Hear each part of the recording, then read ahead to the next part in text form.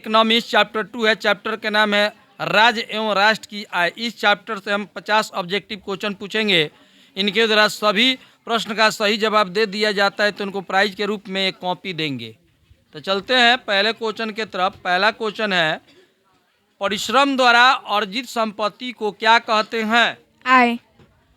किसी देश के आर्थिक विकास का आकलन किसके द्वारा किया जाता है? राष्ट्रीय आय। भूमि का परिश्रमी में क्या कहलाता है? लगान। श्रम का परिश्रमिक क्या कहलाता है? मजदूरी। पूंजी का परिश्रमिक क्या कहलाता है? ब्याज। व्यवस्थापक का परिश्रमिक क्या कहलाता है? वेतन।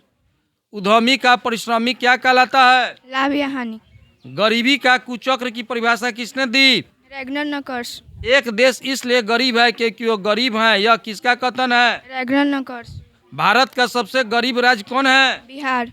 पूरे भारत में सबसे कम प्रति व्यक्ति आय वाला राज्य कौन है? बिहार। बिहार के किस जिले की प्रति व्यक्ति आय सबसे अधिक है? पटना। बिहार के किस जिले की प्रति व्यक्ति आय सबसे कम है? शिवहर। बिहार की कितनी आबादी गरीबी रेखा के नीचे गुजर बसर करती है? 41.4%। बीपीएल का फुल फॉर्म क्या होता है? Below poverty line. एपीएल का फुल फॉर्म क्या होता है? Above poverty line. बिहार में 2008 से 9 के बीच कुल घरेलू उत्पादन कितना प्रतिशत था? 11.03%। बिहार के प्रति व्यक्ति आय में किस क्षेत्र का योगदान सबसे अधिक है? कृषि। बिहार राज्य में लोगों की जीविका का मुख्य आधार क्या है? कृषि। बिहार राज्य कितनी प्रतिशत जनसंख्या कृषि पर आधारित है? 86%। बिहार राज्य में लगभग कितनी प्रतिशत भूमि पर खेती होती है? 80%। तीसा की भयानक आर्थिक मंदी की अवधि क्या थी? 1929 से 1933। तीसा की भयानक आर्थिक मंदी से उबरने के लिए किसने सुझाव दिया? Professor Keynes. राष्ट्रीय आय में से खर्च घटाने के बाद क्या मिलता है? शुद्ध राष्ट्रीय आय। राष्ट्रीय आय को भोग व्यय तथा वियोग के योगफल के रूप में किसने व्यक्त किया? Professor Keynes. सबसे पहले भारत के राष्ट्रीय आय का अनुमान किसने और कब लगाया था? Professor PC Mahalanobis. भाई दादा भाई निरौजी 1868। Poverty and union British rule in India पुस्तक किसने लिखी? दादा भाई नौरोजी। दादा भाई नौरोजी ने भारत का राष्ट्रीय आय कितना बताया था? 20 रुपया। Doctor V.K. राव कौन थे? प्रसिद्ध अर्थशास्त्री। भारत सरकार ने राष्ट्रीय आय समिति का गठन किसकी अध्यक्षता में की? Professor PC Mahalanobis. भारत सरकार ने राष्ट्रीय आय समिति गठन कब किया? 1949। भारत में राष्ट्रीय आय की गणना के लिए सर्वमान्य संस्था कौन है? केंद्रीय सांख्यिकी संगठन।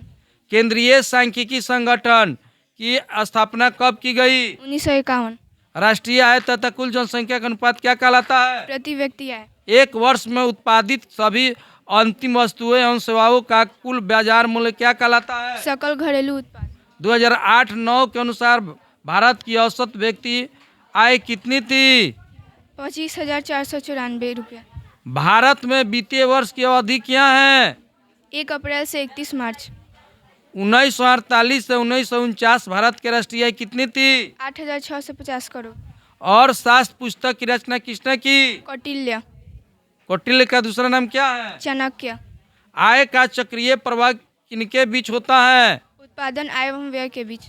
उत्पादन और आय गणना विधि आर्थिक दृष्टिकोण से सहज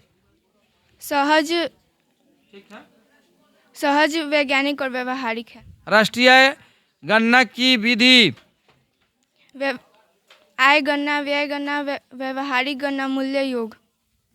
CDP का पूरा नाम क्या है? ग्रोस डोमेस्टिक प्रोडक्ट, सकल घरेलू उत्पाद।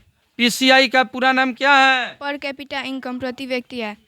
NSSO का पूरा नाम क्या है? नेशनल सैंपल सर्वे ऑर्गेनाइजेशन, राष्ट्रीय प्रतिदर सर्वेक्षण संगठन।